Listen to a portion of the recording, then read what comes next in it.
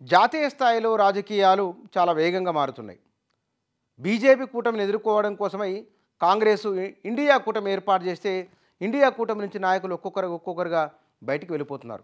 West బెంగాల్లో జరిగింది అది, బీహార్లో జరిగింది అది నితీష్ కుమార్, తాజాగా ఉత్తరప్రదేశ్లో అఖిలేష్ యాదవ్. వారు కాంగ్రెస్ పార్టీ ఇంతకుముందు మిత్రులకు సీట్లు ఆఫర్ ఇచ్చేది, ఇవాళ మిత్రులు కాంగ్రెస్ పార్టీకి ఆఫర్ ఇస్తున్నారు. అఖిలేష్ యాదవ్ 17 కాంగ్రెస్కు 17 సీట్లు ఇస్తున్నారు. అంటే వారు ఇంకా అంతకన్నా ముందు ఇంకా తక్కువనే ఉన్నాయి. వెస్ట్ బెంగాల్లో మమతా బెనర్జీ చెప్పింది 2 సీట్లు ఇస్తామని చెప్పింది ఆమె.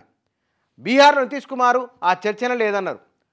అంటే ఇక్కడ కాంగ్రెస్ పార్టీ తను చేసుకున్న తప్పిదాల కారణమో లేదా కాలమయమనో, ఒకప్పుడు మొత్తం దేశంలో అన్ని రాష్ట్రాల్లోనూ కాంగ్రెస్ పార్టీ అధికారంలో ఉన్నది, జాతీయ స్థాయిలో కాంగ్రెస్ పార్టీ ఉన్నది. కానీ ఇవాళ కాంగ్రెస్ పార్టీ అసలు ప్రాంతీయ పార్టీల పుట్టుక కారణమే కాంగ్రెస్ పార్టీ. కాంగ్రెస్ పార్టీ నుంచి బయటకు వచ్చిన వాళ్ళు, కాంగ్రెస్ నాయకులతో విభేదించిన వాళ్ళు, వాళ్ళ విధానాలు నచ్చక బయటకు వచ్చి పార్టీ పెట్టుకున్న వాళ్ళు, లోహియా అనుచరులు కొంతమంది కనుక జేపీ అనుచరులు కొంతమంది బీహార్, మధ్యప్రదేశ్, ఉత్తరప్రదేశ్లలో రాజకీయ పార్టీలు స్థాపించారు. అందులో కర్ణాటకలో హెచ్డి దేవేగౌడ, నితీష్ కుమారు, లాలూ ప్రసాద్ యాదవ్, ములాయం సింగ్ యాదవ్, ఈ కర్ణాటక నుంచి పైకి వస్తే కనుక ఇలాంటి వాళ్ళంతా కూడా సోషలిస్టు భావాలతో ఉన్న జేపీ రాజకీయాలతో ప్రభావితమైన వారు, లోహియా రాజకీయాలతో ప్రభావితమైన వారు ప్రాంతీయ పార్టీలు పెట్టుకున్నారు. వాళ్ళ కాంగ్రెస్ పార్టీకి ఆఫర్ ఇస్తున్నారు, ఇన్ని సీట్లు ఇస్తాం, అన్ని సీట్లు ఇస్తామని. అంటే పరిపాలనలో నిర్లక్ష్యమో లేకపోతే కనుక కొన్ని సామాజిక సమూహాలే ముఖ్యమంత్రులుగా, మంత్రులుగా, లోక్సభలో, రాజ్యసభలో అన్నింటిల్లో వాళ్ళను పెంచి పోషించిన కారణంగా ఆ కాంగ్రెస్ పార్టీ తన ఉనికిని ప్రశ్నార్థకం చేసుకున్నది. సామాజిక సమతూకంలో, సమీకరణలో ఎంతో కొంత ఇస్తున్నట్టు కనబడినప్పటికీ కూడా చేయాల్సినంతగా రాజకీయంగా చేయని కారణంగా, కొందరికే ఎక్కువగా పదవులు ఇస్తున్నదన ఆ భావన కారణంగా మెల్లమెల్లగా సామాజిక సమూహాలు ఆ పార్టీకి దూరం అవుతూ వచ్చినాయి. విధానపరంగా తీసుకోవాల్సిన నిర్ణయాలలో కాంగ్రెస్ పార్టీ బలంగా నిలబడలేకపోయింది, అందువల్ల వెనక్కి వెళ్ళిపోయింది.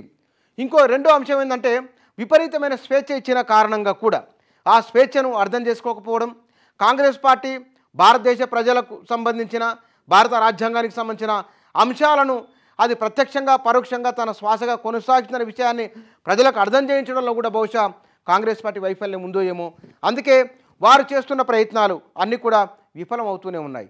2004 నుంచి 2009, 2014 వరకు, ఆ 2004, 2014 మధ్య కాంగ్రెస్ పార్టీ నిజంగా దేశంలో చాలా మంచి పనులు చేసింది. దాని బెదిరిన ప్రచారాన్ని బలంగా తిప్పికొట్టలేకపోయింది. అప్పుడు స్పెక్ట్రమ్ కుంభకోణం అన్నారు, ఆ జరిగిన దాంట్లో తక్కువ కానీ ప్రచారం అయింది చాలా ఎక్కువ. సొంత మంత్రి సురేష్ కల్మాడిని జైలు మప్పింది సోనియా గాంధీ. అయినా సరే ప్రజల్లో వారు చేసిన పని సరిగా చెప్పుకోని కారణంగా కావచ్చు, లేదా మెసేజ్ని ఎట్లా ఇవ్వాలో అట్లా ఇవ్వని కారణంగా కావచ్చు, కాంగ్రెస్ పార్టీ అది మెల్లమెల్లగా తన పరిమితిని తగ్గించుకుంటూ వచ్చింది.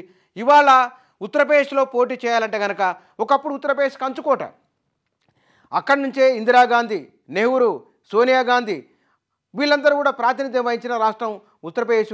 ఇవాళ అది వారందరూ వేరే వేరే రాష్ట్రాలకు వెళ్ళిపోతున్నారు. సోనియా గాంధీ కూడా అక్కడి నుంచి పోటీ చేయట్లేదు ఈసారి. కాబట్టి ఇవన్నీ చాలా విషయాలు దాంట్లో కనబడుతున్నాయి.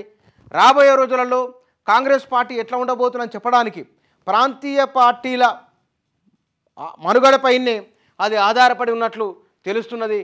ఇవాళ కాంగ్రెస్ పార్టీ మారాలంటే కనుక, కాంగ్రెస్ పార్టీ నిలబడాలంటే కనుక మిత్రులు ఆఫర్ ఇవ్వడం కాదు, మమతా బెనర్జీనో, నితీష్ కుమారో, లేకపోతే కనుక దేవేగౌడనో, అఖిలేష్ యాదవ్ వీళ్ళపైన ఆధారపడి రాహుల్ గాంధీ చేస్తున్న యాత్ర ఫలించి కనుక, లేదా మోదీకి మనం 2 టర్మ్స్ అవకాశం ఇచ్చినాం కాబట్టి ఓసారి చూద్దాం రాహుల్ గాంధీని అనుకుంటే కనుక చెప్పలేం. కానీ కాంగ్రెస్ పార్టీ తనకు తాను బలపడి తనకు తాను నిలబడితే తప్ప కాంగ్రెస్ పార్టీకి భవిష్యత్తు ఎందుకు మరి కనిపించట్లేదు.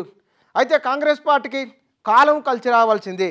కాబట్టి ఆ కాలం అని మోడీ అన్నారు, కాలచక్రం మన వైపు ఉన్నది, అందుకే అద్భుతమైన పరిపాలన చేసినాం, రాబోయే రోజుల్లో మనమే ఉంటామని మోదీ అన్నారు. మరి ఆ కాలచక్రం రాహుల్ గాంధీకి, కాంగ్రెస్ పార్టీకి ఎప్పుడు కలిసి వస్తుందో చూడాలి.